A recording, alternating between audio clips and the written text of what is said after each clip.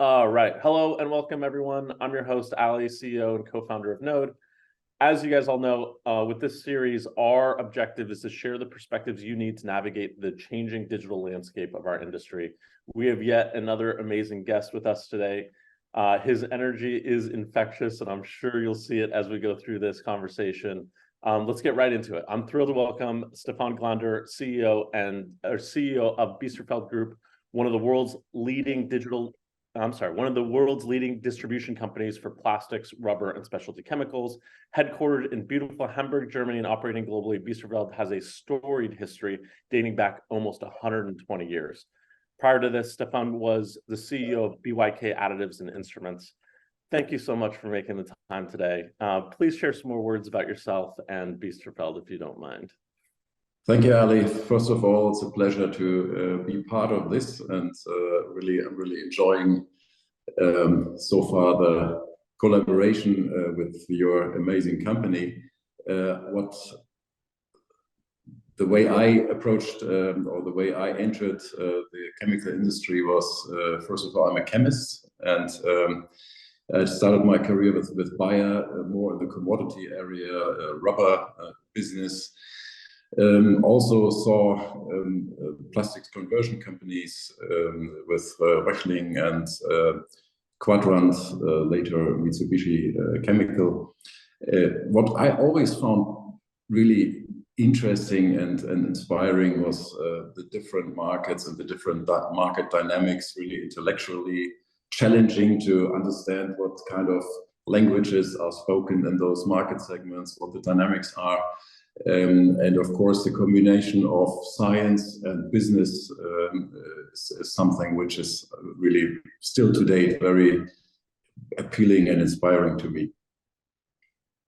So you got a doctorate in chemistry, and at that time, I'm sure you could have done basically anything with that degree.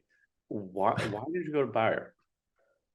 Yeah, well, I mean, back then, it was pretty much standard for a German chemist to enter one of the back then it was big three still. When I started studying chemistry, when I finished it, it was still big two, and Bayer was one of the two. So I guess that's a short answer. But I also found the people I met there really inspiring, which is very important in the first phase of the career to find the right boss. And then you spent this entire time in the chemical space. Yeah, I mean, I had a short stint in the startup world in the clean tech area.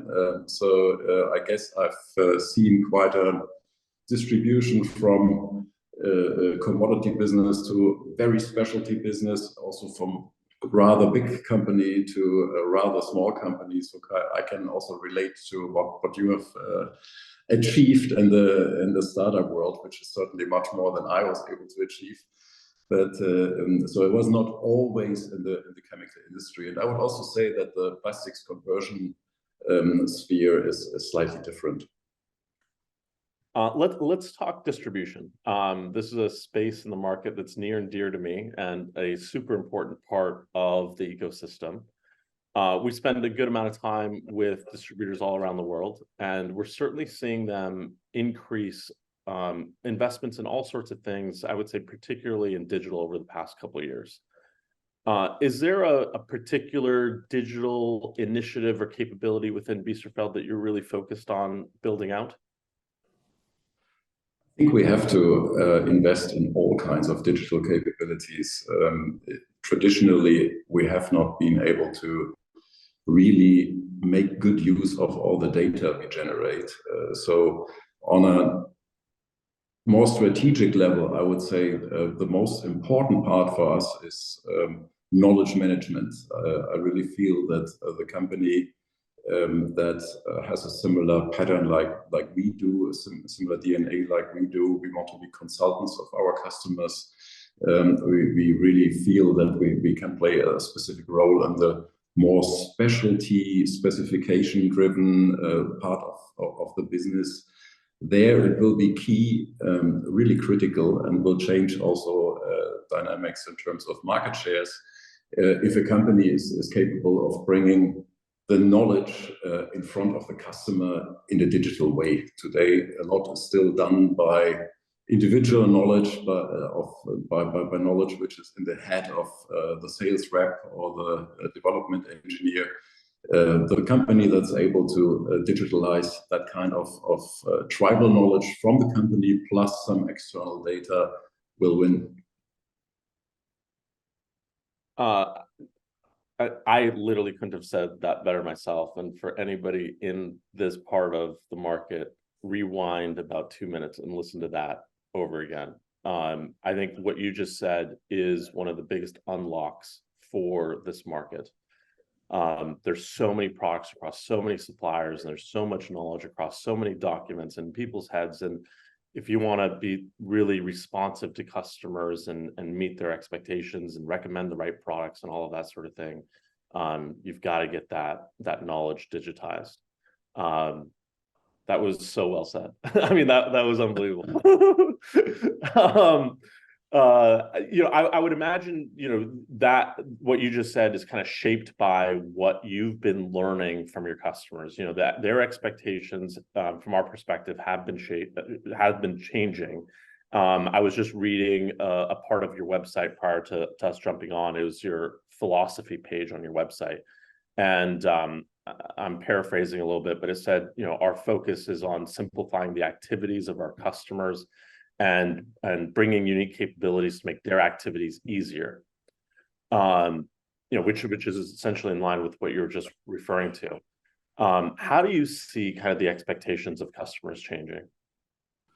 Yeah, to be honest, I'm almost a bit surprised that the expectations do not change more quickly than they do. In many industries we serve, I feel the speed is rather slow because I think the technology is there already to do many things we as consumers expect from a supplier,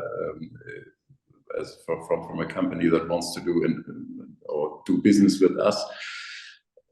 I don't see that across the board in all industries, but it's clear that it's going to come. And in some industries, certainly they're already. But that's what I referred to in our first part of the conversation. All these different markets, certainly in cosmetics business, has different dynamics and drivers and expectations in that respect versus an aerospace business or an automotive market. And so from that perspective, I really believe we have to focus on areas where this change of expectations is leading in a sense that they're really further advanced and further ahead. And of course, the areas which are a little bit closer to consumer business tend to be leading in that respect. Also, our market knowledge plays a role, and also the differentiation between a specialty-driven market versus a commodity-driven or essentials, some people may call it, driven market. Yeah. So I'm sure we will continue to see a development at different rate, at different speeds, dependent on market dynamics. But it will go down the path of what a consumer-oriented market has seen already. So we only need to look at what's happening there to get an idea of what's going to come. The question is only when. Totally agree. I mean, obviously the dynamics, depending on the market and geography and everything else, are always a little bit different. I was out visiting a company yesterday, and I won't mention the company, but here in the New Jersey area, and they told me the average age of the company in 2019 and then the average age of the company today, and it was a 12-year decrease, which is pretty phenomenal, right? I mean, in a matter of like 4 years, obviously a lot of things happened in those 4 years, but in a matter of those 4 years to change the average age of the company 12 years is crazy. And, as I was walking around their office, it was obvious, like there, the energy in the room was different because it was just a lot younger, and like I think the expectations are just like shifting because of just that one reason so rapidly. And those are your customers, those are your customers. And so it's going to be interesting to see what happens next time. I mean, I couldn't agree more. I really believe that digital capabilities and sustainability in our market certainly are key for employer branding, for attracting the right talent for the future. And of course, we are at the brink of a major demographic shift in the industry. And if we want to attract the really good, bright young people you have just described, only for that reason we need to be on a different digital competency level than most industry players are today. There's no doubt in my mind that this plays a more important role. It's going to be interesting. I mean, you just hit on the next hottest topic, which is all things sustainability. And this company I'm referencing, like they talk about, digital and sustainability on their walls everywhere. And their young employees like gravitate towards it, even in ways that like I have a hard time grasping. I mean, it's a big deal. Anyway, yeah. So I want to actually talk about something that I think is really, really important. And I'm curious to get your opinion on this. So, 3 years ago, the markets were obviously really hot. Everyone's, raising prices, and demand's high and supply is, where it was. And I think that kept companies really busy. There was just a lot of noise to sort of deal with. And I think that in that sort of moment, it forced people to take initiatives like digital and kind of postpone them a little bit. And now in 2024, for almost a different reason, they're thinking about postponing them, which is like, oh, prices are going down. We need to like get short-term centric and not, think about things that are, 4 or 5 years down the road. And I think that mentality is really dangerous, especially coming from a senior executive that's supposed to almost always be thinking, further years down the road. How do you sort of balance those two things, the short-term expectations of shareholders and this quarter and EBITDA and all those sort of things against like the long-term things that are right to sort of invest in now that doesn't have immediate ROI, but it's just the right thing to do? Yeah, Ali, we have one big advantage at Biesterfeld, which is we're a family-owned company, and the family owns the company since 117 years. So I think I have an easier time as compared to some of my peers to convince our shareholder to buy into a longer-term strategic initiative. And personally, being a scientist and having approached the industry from R&D, I know you cannot switch these things on and off. You have to have some consistency in your investments. You have to have consistency in the personnel and the experts that can really drive this agenda. And it's more a marathon than a sprint. I really believe there is no quick fix, 1-2 year investment, and then you're at the level. I really believe that has to be a continuous plan, which actually is of course part of the problem in distribution. I really believe this industry is in nature quite opportunistic and not super strategic. So I really believe that's a big value we need to bring as management to this industry, to think about it in a more strategic sense and develop some kind of target we work towards. So very clear. It's not a question of how we do it. We have to do it, and in our case, it's not so difficult to execute because our shareholders are very long-term oriented. You are lucky from that perspective. Yeah, I know. I did my due diligence well when I joined. That's great. In closing, any words of encouragement that you want to share with some of your employees at Biesterfeld, maybe those that are specifically working on digital initiatives? Yeah, I believe that some of our experts in digital feel that they are not really part of the core of our business. And what I want to tell them is that needs to change. I really believe that our business decisions, all strategic business decisions, have to include digitalization and sustainability really in their essence, in their business model, in their entrepreneurial decisions.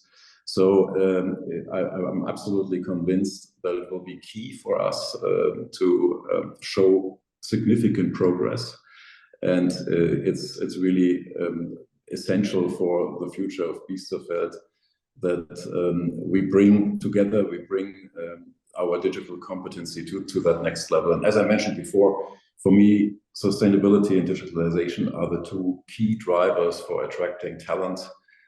So I am convinced we will be able to create a dynamic here in a direction. It will become part of our core business considerations, and we will build business models around digital competencies.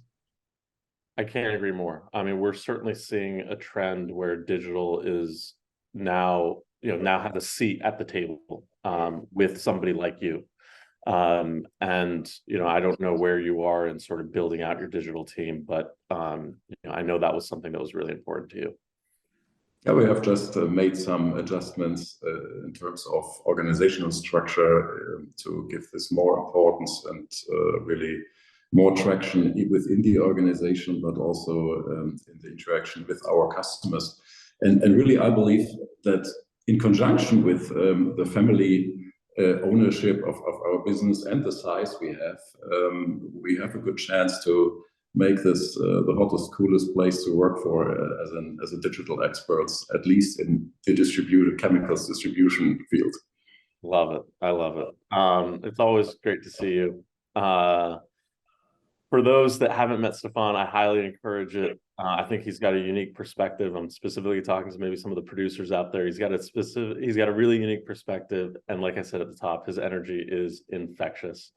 Stephan, I appreciate the time. Likewise, Ali, likewise. I'm infected. I love these short conversations with folks like you that help, move the industry forward. And I know our audience loves listening to these. So thank you for taking a few minutes out of your day. Thank you so much for having me. Thanks.